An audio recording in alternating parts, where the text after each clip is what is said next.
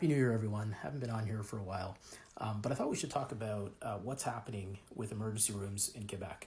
And it's not just Quebec. I was on call just before the holidays in Ontario, and I can tell you that emergency rooms are full in Ontario too. We're starting to see people in hallways, and our hospitals are starting to get backed up. So let's talk about what's going on.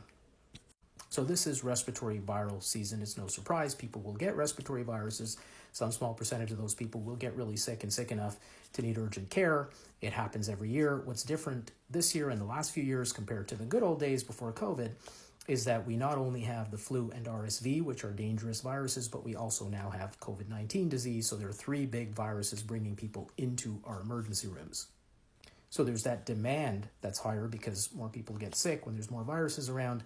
But there's a supply side too, and the supply is how many beds we have, but also how many people we have, the human resources we have to man those beds, to actually take care of those patients. So the nurses, the doctors, all the allied health team, the lab techs, you name it, up and down the hospital chain, we have less and less of these people. And the reason for that is that a lot of people left the healthcare system during the pandemic because it was a really tough time. It was a hard time to practice. People took early retirement. Some people just left and went on to other professions.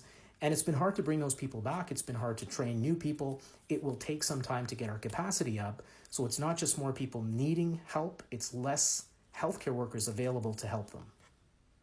And part of the problem in Canada especially is that we don't have a good primary care health system. And that is something that has been an issue for years and years and years, but the pandemic has only made worse.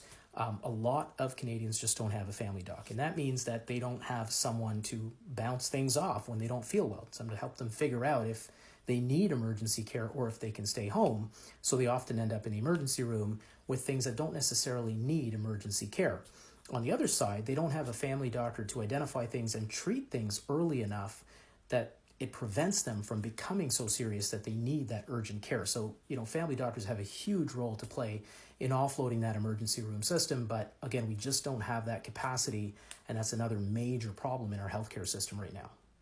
So if you're sick at home and you don't have someone you can bounce things off of, what are some of the things you should look for? So I generally tell my patients, if you feel a way that you've never felt before, something's probably wrong. Go ahead, go to the emerge, get checked out. There's some red flags. If you're short of breath, if you have chest pain, if your loved one is not themselves, their level of consciousness is different, their behavior is different, they're confused, go in, get them checked out.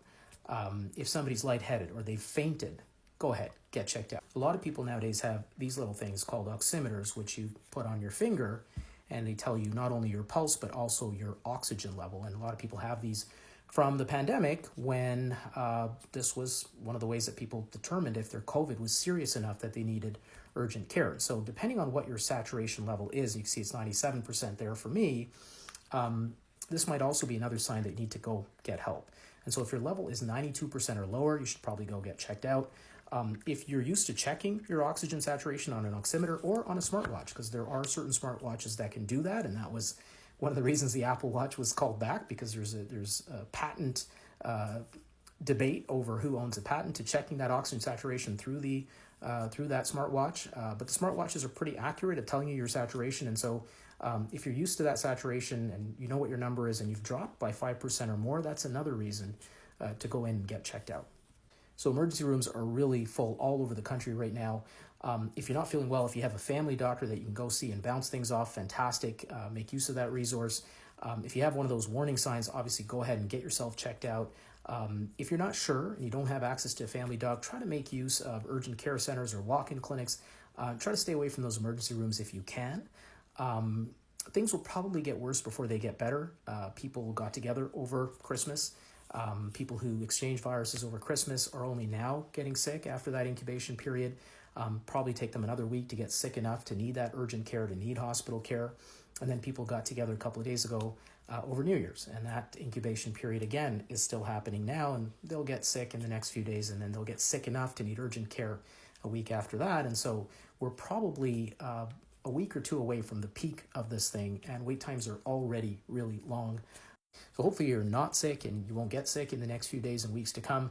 And hopefully you've availed yourself of the vaccines that are available out there to protect you from getting really sick from these viruses. And that includes the flu vaccine, which is available to you, a new COVID vaccine that came out a few months ago that's better matched to the current COVID virus that's circulating. And finally, if you're 60 and over, a new RSV vaccine. So all three of the big viruses that are circulating right now have vaccines available for them. So go ahead and avail yourself of those vaccines if you haven't done so already.